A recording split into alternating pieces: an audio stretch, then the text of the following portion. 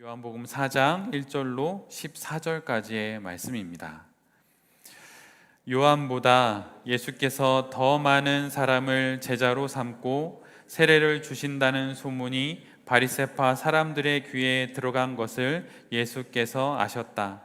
사실은 예수께서 직접 세례를 주신 것이 아니라 그 제자들이 준 것이다. 예수께서는 유대를 떠나 다시 갈릴리로 가셨다. 그렇게 하려면 사마리아를 거쳐서 가실 수밖에 없었다. 예수께서 사마리아에 있는 수가라는 마을에 이르셨다. 이 마을은 야곱이 아들 요셉에게 준 땅에서 가까운 곳이며 야곱의 우물이 거기에 있었다. 예수께서 길을 가시다가 피로하셔서 우물가에 앉으셨다. 때는 오정쯤이었다. 한 사마리아 여자가 물을 기르러 나왔다. 예수께서 그 여자에게 마실 물을 좀 달라고 말씀하셨다. 제자들은 먹을 것을 사러 동네에 들어가서 그 자리에 없었다. 사마리아 여자가 예수께 말하였다. 선생님은 유대 사람인데 어떻게 사마리아 여자인 나에게 물을 달라고 하십니까? 유대 사람은 사마리아 사람과 상종하지 않기 때문이다. 예수께서 그 여자에게 대답하셨다. 내가 하나님의 선물을 알고 또 너에게 물을 달라는 사람이 누구인지를 알았더라면 도리어 내가 그에게 청하였을 것이고 그는 너에게 생수를 주었을 것이다. 여자가 말하였다. 선생님에게는 두레박도 없고 이 우물은 깊은데 선생님은 어디에서 생수를 구하신다는 말입니까? 선생님이 우리 조상 야곱보다 더 위대하신 분이라는 말입니까? 그는 우리에게 이 우물을 주었고 그와 그 자녀들과 그 가축까지 다 이 우물의 물을 마셨습니다. 예수께서 말씀하셨다. 이 우물을 마시는 사람은 다시 목마를 것이다. 그러나 내가 주는 물을 마시는 사람은 영원히 목마르지 아니할 것이다. 내가 주는 물은 그 사람 속에서 영생에 이르게 하는 샘물이 될 것이다. 아멘. 모두 자리에 앉으시겠습니다. 오늘은 요한복음 4장의 말씀을 가지고 영혼의 샘물을 터치시는 예수님, 영혼의 샘물을 터치시는 예수님이라고 하는 제목으로 함께 하나님 말씀을 나누도록 하겠습니다. 우리는 지금 계속 요한복음 말씀을 보고 있습니다. 특별히 오늘 본문은 요한복음 4장에서 수가라고 하는 이름이 붙은 마을에 한 여인을 만나는 말씀이 기록되어 있는 그런 본문이죠. 근데 사실 수가성 여인에 관련된 이 본문은 우리 모두가 너무 잘 알고 있습니다. 그리고 아마 신앙생활 하면서 많이 또 여러 번 이 말씀을 들었을 것이고 특별히 또 이 본문에 관련된 찬양도 또한 있지요. 그런데 오늘 본문을 우리가 읽을 때 염두에 두어야 하는 것은 오늘 본문이 요한복음 3장과 함께 이어져 오고 있는 맥락 속에 있다고 하는 거예요. 우린 요한복음 3장에서 니고데모를 만났습니다. 유대의 지도자이지요. 그리고 니고데모 다음에 세례 요한을 만났어요. 그리고 그 다음에 오늘 본문에 등장하는 수가성의 여인을 만나게 됩니다. 니고데모와 세례 요한의 그 대화 또 그 이야기 가운데 주제가 되었던 건 중생과 영생이에요. 그런데 중생과 영생을 어떤 신학적인 어떤 교리의 내용으로 말한 것이 아니라 예수님께서 유대인의 지도자인 니고데모와 이야기를 하면서 그에게 중생이라고 하는 것이 너에게 필요하고 그 중생을 통해서만 영생을 얻을 수 있다라고 하는 이야기를 하게 되는 것이죠. 그리고 세례 요한의 마지막 은퇴사를 통하여서 중생을 알고 영생을 아는 자가 이 땅의 삶에서 어떻게 그의 마지막 인생길에 그 쇠하여져 가는 인생을 살았고 또 그것이 실은 이 땅에서의 쇠함이지만 사실은 하늘의 흥함을 보는 사람만이 선택할 수 있는 인생이라고 하는 것을 우리 모두가 함께 보았습니다. 니고데모는 중생을 몰랐고 영생을 몰랐죠. 그런데 세례 요한은 중생을 알았고 중생으로 거듭난 자였고 영생을 얻은 자였습니다. 그래서 니고데모는 이 땅에서 아주 편안한 인생을 또 사는 인생이었지만 실은 그는 하늘의 흥함을 전혀 모르는 사람이었고, 반면에 광야에서 낙타 털옷을 입고 살아야 했던 세례 요한은 이 땅에서 쇠하는 사람이었지만 실은 하늘의 흥함을 보았기에 그 쇠한 인생의 때를 지나갈 수 있었다고 말씀을 드렸습니다. 그런데 이 주제가 오늘 요한복음 4장의 수가성의 여인에게도 그대로 이어져요. 그러면서 오늘 본문의 마지막 구절인 요한복음 4장 14절에도 동일한 주제를 예수님께서 언급하십니다. 그 부분을 읽어드리면 다음과 같아요. 내가 주는 물은 그 사람 속에서 영생에 이르게 하는 샘물이 될 것이다. 수가성 여인을 만나서 예수님께서 이 말씀을 나누는 이유는 그 여인이 가련하기 때문이 아니에요. 니고데모 그는 전혀 가련한 인생이 아니었습니다. 이 땅의 기준에서 보면 말이죠. 그런데 하나님이 보시기에, 예수님께서 보시기엔 이 땅에서 부한 인생을 살아가는 니고데모나 이 땅에서 가련한 인생을 살아가는 수가성의 여인이나 둘 다 모두 하나님 앞에서는 이 땅에서 너무나도 가련한 인생을 살아가는 사람들이었어요. 돈 때문이 아닙니다. 사회적 지위나 가정적 환경 때문이 아니에요. 그들에게는 중생이 없었고 영생이 없었기 때문이에요. 그러기에 너무나도 상반된 인생을 살아가는 두 인물을 세례 요한을 중심으로 양쪽에 놓고서 우리로 하여금 그 두 인생을 통해서 중생과 영생을 보게 하시는 것입니다. 예수님이 주시는 물이 그 물을 마신 자의 속에서 영생에 이르게 하는 샘물이 된다고 말씀하세요.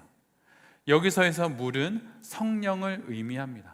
즉 성령을 통해서 거듭난 인생, 중생으로 거듭난 인생은 그의 인생이 영생을 누리게 되는 바로 그 인생이 된다고 하는 것을 니고데모로부터 수가성 여인에까지 이르는 이 이야기 속에서 우리에게 이야기해 주시는 것이죠. 예수님은 바리새파 사람들이 당신을 찾으신다는 것을 아시게 됩니다. 그래서 유대 땅을 떠나기로 결심하세요. 근데 유대 땅을 떠나셔서 갈릴리로 가시는 그 길을 선택하십니다. 근데 그 길에 유대 땅을 떠나 사마리아를 지나 갈릴리로 가시는 것이죠. 근데 실은 이것은 그 당시 유대인들이 갈릴리로 가는 일반적인 경로가 아니었어요. 일반적으로 유대인들은 유대에서 갈릴리로 갈 때 사마리아 땅을 밟지 않았습니다. 그들이 사마리아 땅을 밟지 않았던 데에는 이유가 있어요. 주전 722년경에 북이스라엘이 남유다와는 달리 아수르에 의해서 먼저 멸망하게 되죠. 그때 아수르라고 하는 나라가 북이스라엘을 점령하고 나서 그 북이스라엘에 자국민을 보내게 됩니다. 아수르 사람들을 보내게 돼요. 그리고 그곳에 하게 시키죠. 근데 정착을 시키면서 이스라엘 사람들과 결혼을 하게 해요. 그러면서 서로 가정을 이루게 함으로 말미암아서 이스라엘 백성들이 유대인으로서의 정체성을 잃어버리게 합니다. 그리고 그것을 바라보게 된 남유다 사람들은 북이스라엘 사람들을 같은 민족으로 여기지 않아요. 이방인들보다도 더 한참 거룩하지 못한 불결한 사람으로 여기게 되는 것이죠. 그래서 그들이 거주하고 있는 사마리아 땅을 밟지 않게 된 것이에요. 그리고 더더군다나 또 하나의 문제가 됐던 건 무엇이냐면 북이스라엘은 예루살렘이 남유다 쪽에 속해 있다 보니 북이스라엘은 예배를 드리려면 그들이 드릴 만한 성전이 마땅치가 않았던 거예요. 그래서 북이스라엘의 그리심산이라고 하는 곳에 그들만의 사마리아 성전을 따로 짓게 됩니다. 그리고 그들은 그곳에서 예배를 드리게 되었어요. 근데 이것이 남유다 사람들에게 보기엔 못마땅했던 것이죠. 이방 사람들과 결혼도 하면서 그 땅은 더러워졌고, 또한 하나님을 섬겨야 하고 하나님께 예배드려야 할 유일한 성전인 예루살렘 성전이 아닌 또 다른 성전을 짓고 그 사마리아 성전에서 하나님을 예배한다는 것 자체가 유대인들에게는 매우 거룩하지 않은 일로 여겨졌어요. 그래서 유대에서 갈릴리로 가기 위해서는 그곳을 사마리아를 거치지 않고 요단강을 건너서 에둘러서 갈릴리로 가게 됩니다. 그래서 유대 땅 여리고에서 요단강을 건너서 사마리아 땅을 바라보면서 북쪽으로 올라가게 되죠. 그리고 벳산에 이르러서 다시 요단강을 건너서 갈릴리로 들어가게 되는 것입니다. 거룩한 유대인들이라면 누구나 그런 식으로 갈릴리로 들어갔어요. 그런데 오늘 예수님께서는 그렇게 하지 않으십니다. 유대 땅을 떠나서 사마리아를 가로질러서 갈릴리로 들어가시는 그 길을 선택하셔요. 그리고 나서 그 사마리아 땅에 있는 수가성에 들어가 그 수가성의 여인을 만나게 되는 것입니다. 오늘 본문 4절에서는 예수님께서 사마리아를 거쳐서 가실 수밖에 없었다라고 기록하고 있어요. 그냥 예수님께서 그 사마리아로 그냥 들어가신 것이 아니라 무엇인가 의도가 있으셨다고 하는 거예요. 개역개정에서는 이 부분을 이렇게 번역해 놓고 있습니다. 사마리아를 통과하여야 하겠는지라. 사마리아를 통과해야만 했다고, 그럴 만한 이유가 있었다고 그렇게 기록하고 있는 거예요. 원래 그 그리스어 헬라어 원역을 봐도 이 부분은 통과해야만 했다, 머스트, 반드시 그래야만 했다라는 그런 용어를 쓰고 있습니다. 즉 예수님께서는 의도적으로 사마리아로 들어가신 거예요. 그 의도가 무엇일까요? 그것은 수가라는 이름의 마을에 한 여인을 만나는 것, 그리고 그 여인에게 영생의 말씀을 전하는 것, 바로 그 의도였어요. 예수님도 유대인이십니다. 그리고 유대인으로서 사마리아를 들어가지 않아야 한다는 것쯤은 잘 알고 있으신 분이죠. 그것이 유대인에게는 금기사항이라고 하는 것은 예수님도 잘 알고 계세요. 모든 이들이 꺼려하고 피하는 것이죠. 그런데 예수님은 그 금기를 오히려 깨십니다. 예수님은 그분의 인생에서 자주 이런 선택을 하셨어요. 만나지 않아야 할 사람을 만나고 가지 않아야 할 곳에 가셨으며 남들이 하지 않아야 할 일을 하셨지요. 예수님께서 그렇게 하셨던 이유는 금기를 깨는 것이 그분의 목적이었기 때문이 아니에요. 율법을 무용지물로 만들고 율법을 파기하기 위함이 결코 아닙니다. 율법은 우리를 구원에 이르게 할 수는 없지만 우리를 구원에 어울리게 만들 수는 있어요. 율법이 실은 매우 유익한 것입니다. 내가 그리스도인으로서 예수님을 믿고 살아가는 나의 인생 속에 내가 만약에 율법으로 아니면 마땅히 금해야 할 것에 대한 기준들을 갖고 있지 않으면서 하나님 앞에 거룩하게 살아갈 수는 없습니다. 율법이 우리에게 구원을 주지는 않지만 구원에 어울릴 만한 인생을 반드시 만들어주는 그런 역할은 하고 있는 거예요. 율법이 유익합니다. 그래서 예수님도 이렇게 말씀하셨죠. 마태복음 5장 17절의 말씀에 내가 율법이나 예언자들의 말을 폐하러 온 줄로 생각하지 말아라. 폐하러 온 것이 아니라 완성하러 왔다. 마태복음 5장 17절의 말씀처럼 예수님은 율법을 온전케 하시기 위해서 오셨습니다. 부족한 율법을 완성케 하시기 위해서 오셨어요. 그렇다면 그 율법의 완성은 무엇일까요? 부족해 보이는 그 율법이 완전하게 됐을 때 그 율법이 완전하게 된 그 율법의 모습은 우리에게 어떻게 다가올 거예요? 그것은 하나님 사랑과 이웃 사랑이에요. 예수님께서 만나지 않아야 할 사람을 만나고 가지 않아야 할 곳을 가시고 남들이 꺼리는 그 일을 하신 것은 그곳에 바로 사람이 있었기 때문이에요. 하나님이 사랑하시는 사람이 있었기 때문입니다. 그리고 그곳에 가셔서 그 사람을 만남으로 율법의 완성을 이루기 위해서 그곳에 가신 거예요. 금기를 깨는 것이 목적이 아니십니다. 그 금기라는 이름의 선 뒤에 여전히 중생을 모르고 하나님을 모르는, 영생을 모르는 그 사람이 있었기에 그 금기를 깨고 그 금기를 넘어서 그 금기의 뒤편에 있는 사람을 만나러 예수님께서 가시는 거예요.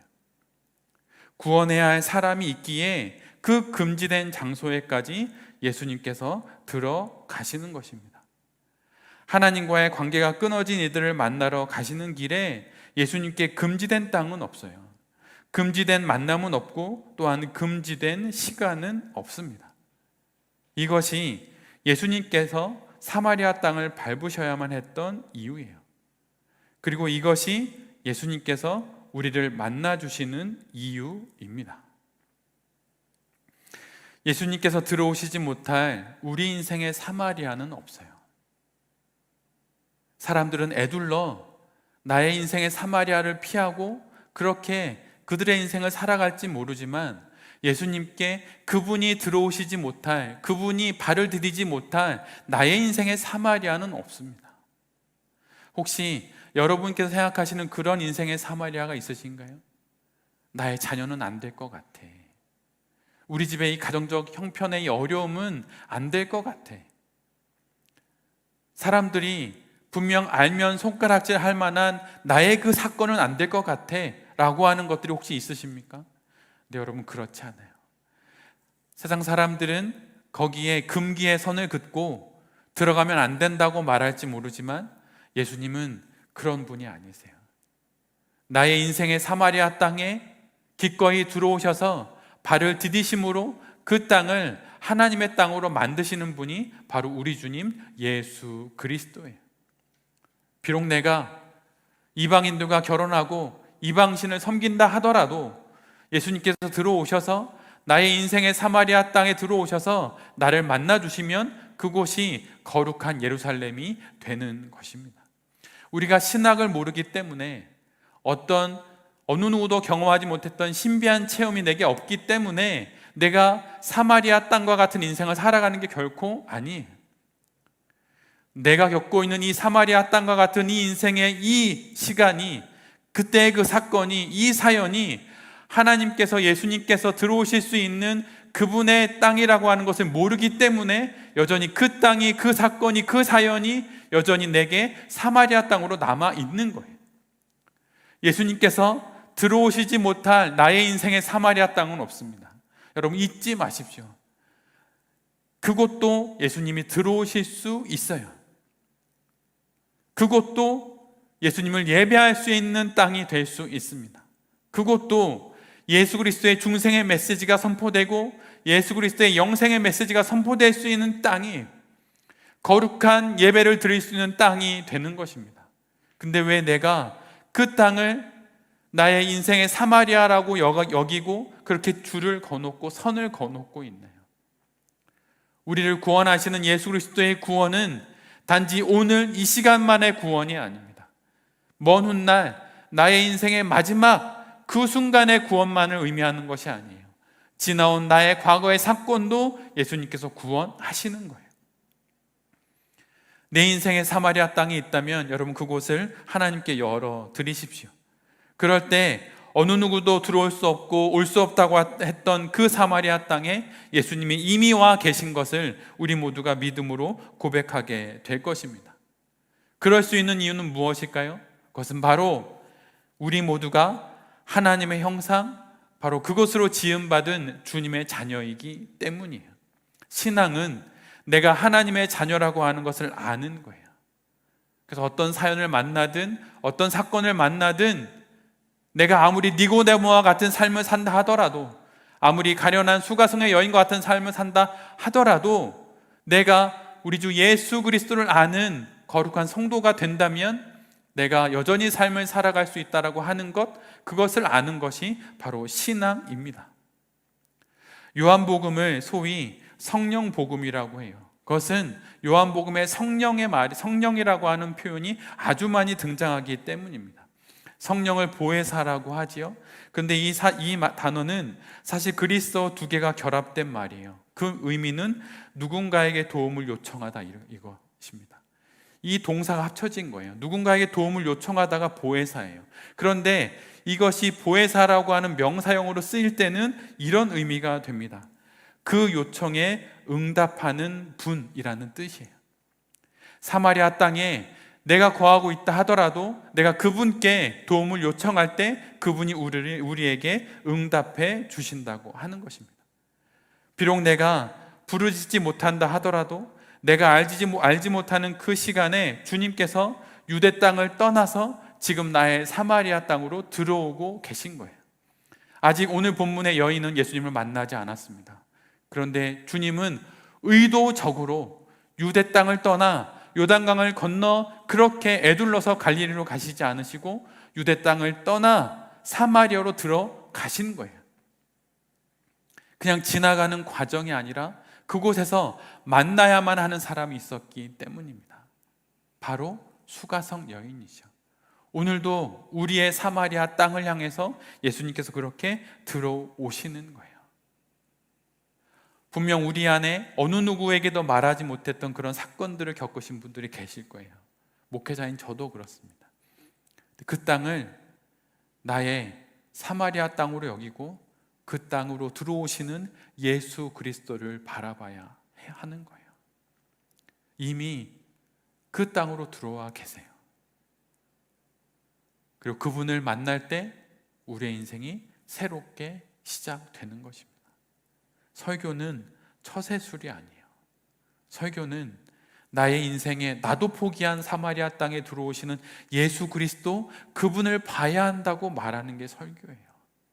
여러분, 그분을 보십니까? 여러분의 헌신을 예수님은 원하지 않으세요. 여러분, 무슨 헌신으로, 여러분 어떠한 것으로 예수님을 풍요롭게 해드릴 수 있으실까요? 어떤 것도 기대하지 않으시고 바라지 않으십니다. 단 하나, 여러분의 인생의 사마리아 땅에, 여러분 영혼의 사마리아 땅에 걸어 들어오시는 그분 예수 그리스도를 보는 것, 그것만을 원하시는 거예요. 그 예수 그리스도를 바라보시는 여기 계신 모든 성도님들이 되시기를 간절히 빕니다. 여러분, 만약 나의 헌신으로 내가 무엇인가 주님께 더해 드리는 것으로 만약 오랜 세월 신앙생활을 했다면 잠시 내려놓으십시오. 그리고 지금 나를 향해서 걸어 들어오시는 예수 그리스도를 바라보십시오. 그분을 바라보지 않을 때 베드로처럼 물에 빠지는 거예요. 근데 그분을 바라볼 때 우리가 물 위도 걸어갈 수 있는 것입니다. 그분을 바라보는 시선을 놓치면 우리는 세상의 수많은 염려와 걱정, 과거에 대한 후회와 지금에 대한 불안으로 우리는 물에 빠질 수밖에 없어요. 근데 그분을 바라보면, 여러분, 그분만 바라보면, 예수 그리스도만 바라보면 우리가 물 위도 걸어갈 수 있는 것입니다. 우리의 신앙이란 그 단 하나의 시선을 갖는 영원한 걸음이에요. 여러분, 불안해하지 마십시오. 그리고 인생을 포기하지도 마십시오. 내가 포기한 그 사마리아 땅에 예수 그리스도가 들어오고 계세요. 이미 나는 가지도 않은 그 우물가에 예수님은 이미 와 앉아 계세요. 그분을 보고 내게 주어진 이 단 한 번뿐인 인생을 살아가는 것이 바로 신앙 생활입니다. 오늘도 주님께서 우리를 그 사마리아 땅으로 오셔서 우리를 부르고 계신 거예요. 앞에서 말씀드린 것처럼 오늘 본문 앞에는 유대인의 지도자인 니고데모가 예수님을 찾아옵니다. 그런데 이번에는 예수님께서 사마리아 여인을 찾아가세요. 니고데모는 그럴 만한 지식이 있었죠. 무엇인가 어떤 영적인 것에 대한 호기심도 있었고, 그리고 자신이 유대인의 지도자로서 하나님의 말씀을 연구함으로 내가 무엇인가 더 깊은 무엇인가를 알아야겠다라는 결심 가운데 예수님을 찾아갑니다. 그런데 오늘 본문에 등장하는 여인은 그런 지식이 없었어요. 그는 너무 가련한 인생을 살아가는 그런 사람이었습니다. 그 여인은 예수님을 찾아갈 수 있는 어떠한 지식도, 어떠한 마음속에 어떠한 욕망도 없었어요. 의지도 없었습니다. 그런데 여러분, 그 여인을 향해서 예수님이 찾아가세요. 아무것도 할 게 없는 그 여인을 향해서 예수님께서 찾아가십니다. 야곱의 우물이라 이름 지어진 우물가에 피곤한 몸을 이끌고 예수님께서 거기 앉으셨어요. 그런데 그곳이 그냥 앉아 계신 것이 아니라 그곳에서 그 여인을 기다렸던 것이죠. 그때 정오가 되었을 때 가장 더운 그때에 대부분의 사람들은 물을 뜨러 나오지 않는 바로 그때에 한 사마리아 여인이 물을 길러 나옵니다. 그는 분명 사연이 있는 여인이겠죠. 근데 예수님께서 그 여인을 만나러 미리 가셔서 우물가 곁에 앉아 계신 거예요. 그 피곤한 몸, 그 연약한 몸을 갖고도 예수님께서 우리를 만나 주시러 지금 내 곁에 와 계신 것입니다. 이 역시 예수님께서 사마리아 여인을 만나는 건 역시 또 다른 금기를 깨는 거였어요. 그 당시에는 유대 남자는 사마리아 남자에게도 말을 걸지 않았습니다. 근데 심지어 그 당시 문화적 배경 속에서 유대의 남자가 사마리아 여인에게 말을 건다는 건 있을 수 없는 것이죠. 오늘 본문이 기록하듯 상종하지 않는 사람을 만나고 있는 거예요. 근데 이 금기 역시 예수님께서 깨십니다. 예수님에게 있어서 금기되는 인간의 법은 없는 거예요. 예수님은 우리가 생각하는 그 어떠한 법, 어떠한 윤리적, 어떤 도덕적인 모든 기준들을 넘어서서 우리를 만나러 오시는 분이에요. 예수님의 치유 사역을 보면 그 시대 손을 대는 순간 함께 부정해진다고 규정되어 있던 이들을 만나셔서 직접 그들에게 손을 대는 본문들이 성경에는 너무 많이 기록되어 있습니다. 여러분 생각해 보면 말씀만으로도 충분히 고치실 수 있는 것 아닐까요? 근데 예수님께서는 그들에게 손을 대십니다. 그리고선 그들을 고치시게 되는 것이죠. 그들의 부정함이 당신에게 전가됨으로 그들을 낫게 하시는 거예요. 손을 대어 고치시는 것이죠. 여러분은 최고의 가르침은 무엇이라고 생각하십니까? 그냥 워드 플레이를 한다면 최고의 가르침은 가슴침이에요. 정오 12시에 물을 뜨러 가면 그 우물가에 여인은 누군가가 있으리라고 생각했을까요? 아무도 없으리라 생각했을 것입니다. 근데 거기서 예수님께서는 그 여인을 만나시는 거예요. 그 여인을 직접 만나서 어느 누구도 대면하지 않기를 원했던 그 여인을 직접 예수님께서 만나서 그 여인에게 중생의 말씀과 영생의 말씀을 전하시려 그곳에 가시는 것이죠. 복음을 전할 수 있는 최고의 가르침이 무엇일까요? 그것은 직접 만나는 거예요. 그의 영혼 안에 하나님의 복음으로 그 영혼을 두드리는 거예요. 가슴을 치는 거예요. 지금 예수님께서 그 여인을 그렇게 만나 그 여인의 영혼의 가슴을 치시는 것입니다. 사람들을 만나기 싫어서 사람들의 시선을 피해서 우물가에 온 그 여인에게 나를 만나야 한다고, 너는 나를 만나야 비로소 온전한 인생을 살 수 있고 참된 인생을 살 수 있다고 예수님께서 그 여인을 직접 대면하러 우물가 곁에서 기다리고 계신 거예요. 오늘도 우리에게 이렇게 예수님께서 찾아오시는 것입니다. 임마누엘, 우리 중 예수님께서 우리 곁에 함께 하시면서 우리를 만나 주시는 거예요. 사람의 시선을 피해서 사람들 없는 곳을 찾아서 홀로 무릎 꿇고 홀로 머리를 숙이고 있는 그곳에 예수님께서 찾아가시는 거예요. 이미 그곳에 와 계셔서 우리를 만나 주시는 것입니다. 예수님은 우물가에 온 여인을 그렇게 만나세요. 여인은 아마 자신에게 있어서 가장 필요한 것은 지금 이 갈증을 해결할 물이라고 생각했을 것입니다. 그런데 예수님은 말씀하시는 거예요. 그것이 아니다. 너에게 필요한 건 그 물이 아니라 영원한 생명, 영생이라고 예수님께서 말씀해 주시는 것이죠. 그런데 이 본문엔 참으로 신비로운 게 있어요. 우리가 예수님을 만나는 그 자리가 어디인가요? 그것은 나의 결핍의 자리라고 하는 거예요. 어느 누구도 없는 곳, 사람들을 만나고 싶지 않은 곳, 그리고 나의 갈증을 해결해 줄 그 결핍이 있는 그 우물가 곁에서 예수님께서 우리의 진정한 필요가 무엇인지를 알려주신다고 하는 거예요. 우리의 문제가 무엇일까요? 나의 이 삶의 녹록하지 않음, 나의 불안함, 나의 건강에 대한 염려, 아니면 자식의 문제, 아니면 재정적인 문제, 이런 것이 진정 우리의 많은 문제일까요? 우리가 해결해야 될 진짜 결핍일까요? 아니에요. 그 결핍 옆에 앉아 계신 예수 그리스도를 보지 못하는 것이 우리의 가장 큰 결핍이에요. 지금 여러분이 생각하시는 가장 큰 결핍이 무엇입니까? 가장 큰 필요가 무엇인가요? 그 곁에 우리 주 예수 그리스도가 그곳에 계세요. 그리고 그분을 보고 그분을 통하여서 영원한 생수를 마실 때 비로소 우리가 진정 나에게 필요했던 것이 이 내 눈에 보이는 결핍을 채우는 것이 아니라 예수 그리스도를 만나는 것이라고 하는 것을 우리 모두가 알게 되는 것입니다. 경제적으로 어려운 분이 우리 가운데 있을 수 있어요. 관계의 어려움 가운데 있는 분도 계실 수 있어요. 아니면 육신의 연약함, 영혼의 갈급함, 아니면 마음의 어려움들. 근데 그 모든 결핍 바로 옆에 이미 와 계신 예수 그리스도에게 우리의 영혼의 눈을 맞추어야 합니다. 그럴 때 우리가 그분이 주시는 생수를 마심으로 그것으로 말미암아 진정 나의 결핍이 무엇으로부터 시작되었는지를 알게 되고 우리 주 예수 그리스도와 함께 우리에게 주신 이 인생을 걸어가게 되는 것이죠. 근데 오늘 본문을 보면 예수님께서 이 가련한 여인에게 영생의 말씀을 전하실 때 너에게 영생이 필요하다고 바로 말씀하지 않으셨어요. 니고데모를 다루듯이 다루지 않으셨어요.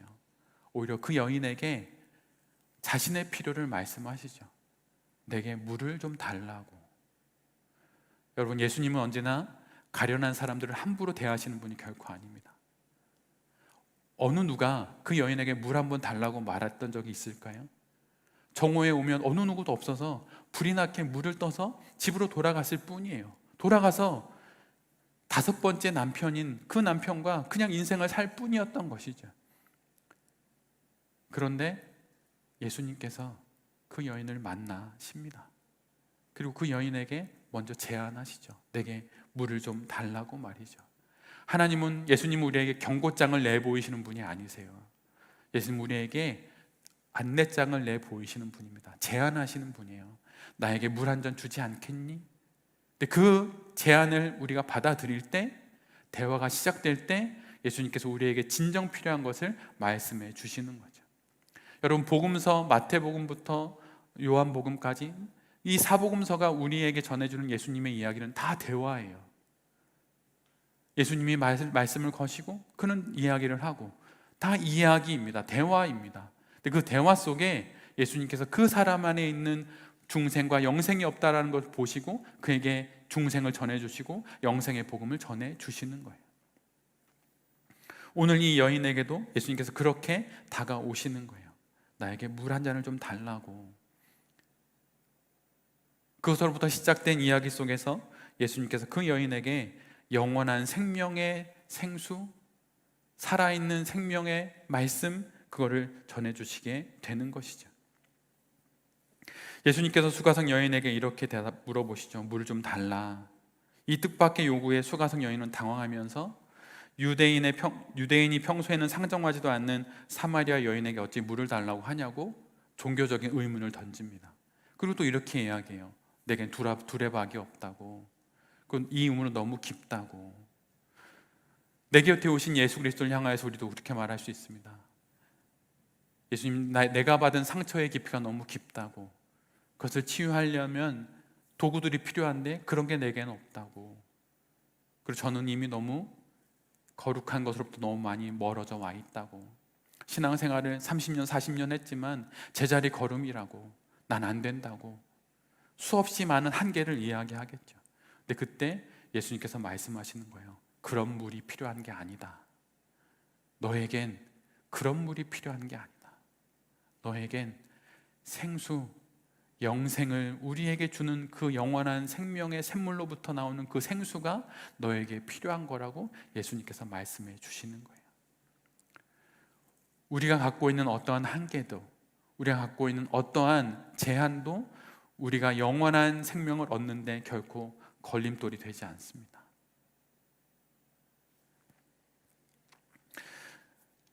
하나님께서 만약 우리에게 무엇을 원하냐고 물으신다면 여러분은 무엇을 달라고 하실 건가요?